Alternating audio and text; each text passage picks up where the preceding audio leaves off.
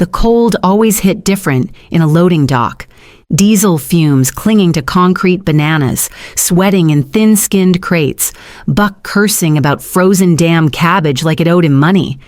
I sipped coffee that had gone bitter 45 minutes ago and rerouted a shipment before the dispatcher even picked up. "Trailer 8816 is yours, Buck," I said, already moving to the next crisis. He didn't thank me. He never did. That was the job. Know before you're asked. Solve before they panic. Roy texted at 6:17, "Running slow today." I replied, "Already moved your stop. Take the extra 15. His gout flares hit on cold mornings. I didn't need a system alert. I just knew. By 7:00, I'd coordinated 3 supply delays, avoided a reroute debacle in Des Moines, and sent a handwritten card to Hank in Omaha because otherwise he wouldn't sign invoices this week, Monday. But the email from Kyle came at 7:24. Subject: Quick Sync 9:30 a.m. Conf RMB. Quick syncs are never quick, and they're never good. By 9:20, I'd cleared my inbox, deleted a few bookmarked routes, and slipped the thumb drive into my purse. It was labeled Transition Notes, written in black Sharpie on masking tape. Not for them, for effect. Kyle didn't stand when I entered. He wore one of those fitted suits that scream disruption, not duty. His hair was perfect. His handshake didn't happen. "I want to first say how vital your contributions have been in this transition phase. Not are. Have been. Past tense. He didn't fire me. He restructured me. Said the new AI system could optimize 17,000 decision points in real time. I nodded like I hadn't already run circles around systems that froze every time a driver's name had an accent in it. I didn't ask questions, didn't argue. 15 years had taught me what mattered. The people who did the work rarely got to decide how it was managed. I took off my badge, placed it next to the untouched onboarding pamphlet for their new operational vision, and smiled. "Thank you," I said, standing, for what I didn't specify. On my way out, I passed the front desk. Harlow, the receptionist, mouthed WTF as I walked by. I just kept moving thumb drive, tapping gently in my purse. They gave me a front row seat to my own replacement. Kyle stood at the head of the room like he was pitching to investors, not dismissing the brain of their logistics network. He held up a laminated folder like it was sacred scripture. "Our new AI scheduler reduces fuel costs by 4.2%. It's fully scalable, fully integrated, and fully real-time." The room nodded like bobbleheads. No one asked how it handled Buck's temper or Trina's church rotation driver schedule. No one asked if it could distinguish between Hank's invoice mood and Roy's smoke break rhythm. They didn't ask because they didn't know those things mattered. They thought optimization was sterile, data-driven, linear. Kyle didn't look at me once, not even when he said, "This isn't personal, it's evolution." I almost laughed. 3 winters ago, when a record storm shut down 2/3 of our network, I rerouted half the supply grid from my kitchen table, one sticky note at a time. No algorithm could have guessed which driver would risk icy mountain roads for double pay, or which supplier had a nephew with snow chains. But now apparently they had something better. They called it Fleet Ops Intelligence Suite, which sounded like something a cartoon general might yell before launching a missile. The graphs looked pretty. Blue and green bars dancing across 6 quarters. Kyle waved his hands like a conductor. "This will eliminate human inefficiency." That part made me smile. I slipped the thumb drive deeper into my purse. Every click of its plastic casing against my phone felt like punctuation. No one asked for a knowledge transfer. No questions. No handoff. Just a slide deck and a spreadsheet they didn't know how to read. They didn't want me. They wanted what they thought I'd already uploaded. When the applause came, polite, brief, hollow, I stood, nodded once to the room, and left through the same loading dock I'd entered 15 years ago. The air outside was thick with diesel, just like always.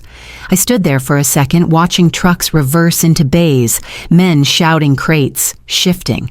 That world still made sense to me. I walked to my car, started the engine, and opened my email. The first thing I typed was a subject line: Transition Delay Protocol. Plan A. Kyle hadn't even plugged it in. The thumb drive sat like a prize in his blazer pocket, a shiny little token he could hold up in a meeting and say, "We got everything we need."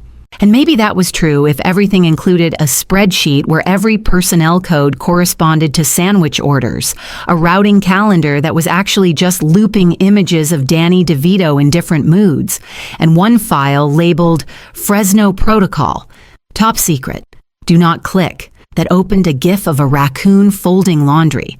I'd spent an hour on that thing, not out of spite, for precision.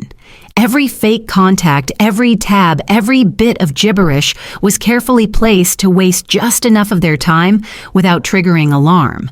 The real transition, the one that mattered, wasn't on any file. It was sitting in the front seat of my car. I opened my phone and pulled up the list. 31 names, not clients, not vendors, people, Rico, Trina, Hassan, Billy Two Belts, the ones who texted me at 11 p.m. when a shipment got stuck in a storm, the ones who trusted my word more than a PO number. I stared at their names. My thumb hovered over the group chat. I didn't type anything yet. Instead, I opened my inbox, drafted a single email. To myself, subject transition delay protocol. Plan a body. Hank won't sign anything unless you compliment his dog. Roy's gout means no early Tuesday runs. Fresno's warehouse staff smokes together at 10:47 sharp. Kyle doesn't know any of this. They don't know they fired it. I hit send. Then I just sat there in the parking lot where drivers honked and shouted and forklifts beeped their warnings. This wasn't revenge. Not yet. This was reconnaissance. Inventory. One by one, I tapped the names again. Some had emojis next to them. Some had years of messages. None of them were stored in the system Kyle inherited. I copied one message into a blank note. Hold off any new orders this week. More info coming soon. I didn't send it. Not yet. But I was getting close. At exactly 6:01 a.m., I sent the message. One sentence 31 times. Hold off any new orders this week. More info coming soon. I didn't explain. I didn't need to. By 6:06, Rico replied, "If you're out, we're out." Trina from Savannah. "Tell me where you land," Hassan called instead of texting. "You say jump. I ask how far."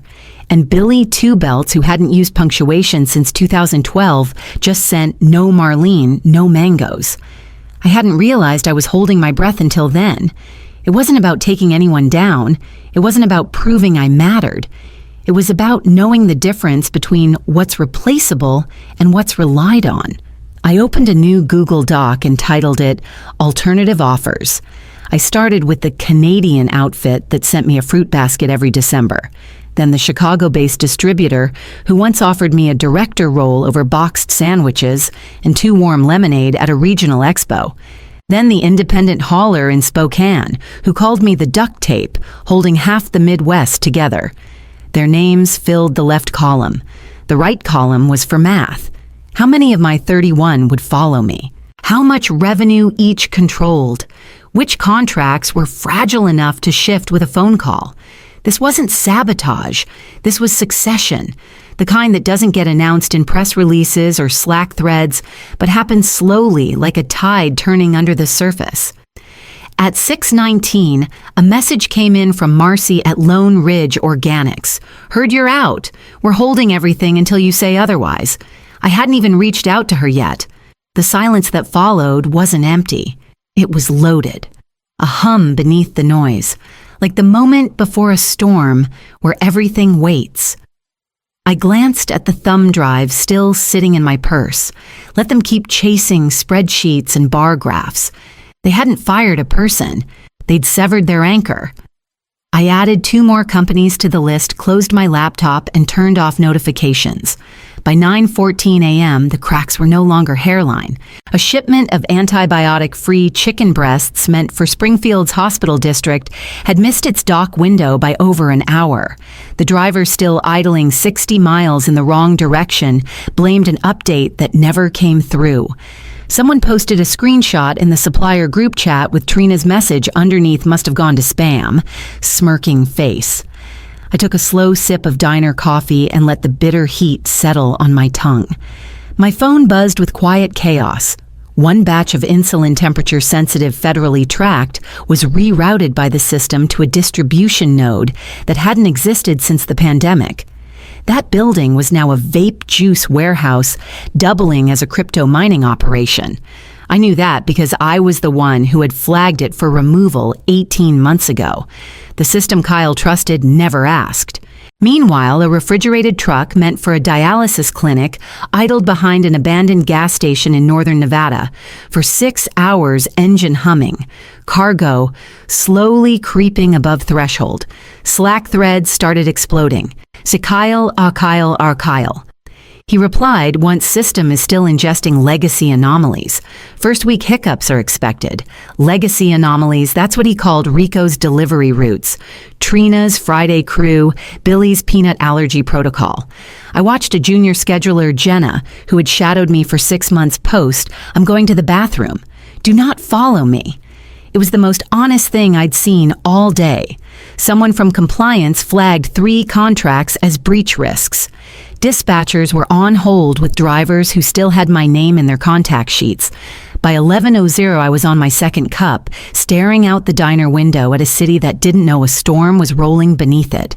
The scent of fried eggs and old booths kept me grounded while their systems buckled from decisions made by a man who couldn't pronounce Lodi. Rico messaged again, "Want to bet they call by Monday." Then came Trina's GIF, a slow-burning dumpster fire with the caption, "Optimized my ass." I tapped the screen once to dim it, the notifications still pulsing faintly in the background. The call came in just after sunrise while I was watering the rosemary by my kitchen window. Marlene Rico said, voice graveled and clipped. "They're begging us to resume full service. I didn't ask who they were. I didn't need to," he continued. "I told them we'd been sitting on the brakes waiting for a green light from you. Hassan's holding. Trina too. Thanks for holding the line," I said, steady as breath. Rico didn't respond right away, but I heard the shift in the silence. He knew what that meant. So did I. A second call buzzed in before I could even set the watering can down. Cheryl. I hadn't seen her name since the exit paperwork. I hesitated, then picked up. "Marlene, thank you for answering. I know things ended abruptly." "Don't worry," I said. "I'm not mad." She exhaled, relieved, but her tone shifted. "Look, I'll be direct. Jameson wants to know, would you be open to consulting temporarily, just to stabilize things?" I paused, looking out toward the quiet street, the early trucks, the slow sun rising behind them. "I can't," I said. She sounded surprised. "Can I ask why I've signed an NDA?" That gave her pause. "You've already landed, yes. Director of Supplier Relations." Another pause, heavier this time. "Torrance Dynamics," I added. She didn't respond for a moment. When she did, her voice was softer. "So the competitors got you." "They didn't get me," I said. "They asked for me." On the other end, nothing but silence. The kind of silence that knows it's too late. Then finally, they've lost 5 clients since Monday. 2 more are reviewing termination clauses. I nodded, even though she couldn't see me. That sounds about right. Her voice was almost a whisper. "Can I tell him anything?" I thought about that for a moment, then replied, "You can tell him this. Next time he wants to replace a backbone with a buzzword, he should check where the blood flow comes from first." She didn't argue, just said, "Understood." We hung up. I opened my laptop, clicked the onboarding email from HR, and saw my name in bold across the portal's welcome screen. The new office didn't have a nameplate, just a view of the freeway and a desk without scratches. No one clapped when I arrived. No awkward welcome speech, just a handshake from the HR manager and a lanyard with my name on it spelled correctly. I set my bag down, opened the laptop they'd issued, and logged in with the credentials emailed the night before. The dashboard was unfamiliar, sleeker than what I was used to, but not over-designed. The systems didn't need translation. They were built to be learned, not sold. At 9:13, a knock. Dalen operations analyst, mid-20s, sharp eyes, nervous energy. He introduced himself without jargon, asked thoughtful questions, and actually waited for answers. When I explained why you can't assign the same driver to two different union warehouses back to back, he nodded like someone who planned to remember. By 10-0, I'd outlined a proposal for soft integration with legacy supplier logistics. By 11:00, Dalen sent me 3 spreadsheets, clean, accurate, annotated. By 11:30, my inbox lit up. Rico, Trina, Hassan, Billy, Marcy, June, all asking for onboarding paperwork. Subject lines ranged from "Let's roll" to "We're packed and ready." No confusion, no hesitation, just trust. At 11:47, Trina sent a photo of her contract with the old firm cancellation clause circled in red. Underneath, she'd written, "Where do I sign?" By noon, 3 more vendors followed. Some attached scanned letters. Others just replied to old email threads with a single sentence, effective immediately. I didn't celebrate. I didn't forward the messages or screenshot them for proof. I just filed them under a folder named Foundation, because that's what this was now. Not payback, not proof, something quieter, stronger. I wasn't trying to rebuild what they tore down. I was constructing something else, new ground, new terms, new team. Not with people I controlled, with people who remembered who had shown up for them when it counted. At 12:15, Dalen knocked again. "Vendor onboarding syncing now," he said. I nodded, then turned to my notes. Tab 1 confirmed, Tab 2 in progress, Tab 3 next steps, and beneath all of it a final line. No trust, no traffic. The new office didn't have a nameplate, just a view of the freeway and a desk without scratches. No one clapped when I arrived, no awkward welcome speech.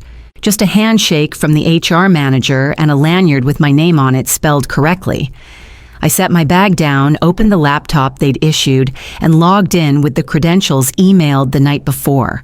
The dashboard was unfamiliar, sleeker than what I was used to, but not over-designed. The systems didn't need translation. They were built to be learned, not sold. At 9:13, a knock. Dalen operations analyst. Mid-20s, sharp eyes, nervous energy. He introduced himself without jargon, asked thoughtful questions, and actually waited for answers. When I explained why you can't assign the same driver to two different union warehouses back to back, he nodded like someone who planned to remember. By 10-year, I'd outlined a proposal for soft integration with legacy supplier logistics. By 11-year, Dalen sent me 3 spreadsheets, clean, accurate, annotated. By 11:30, my inbox lit up.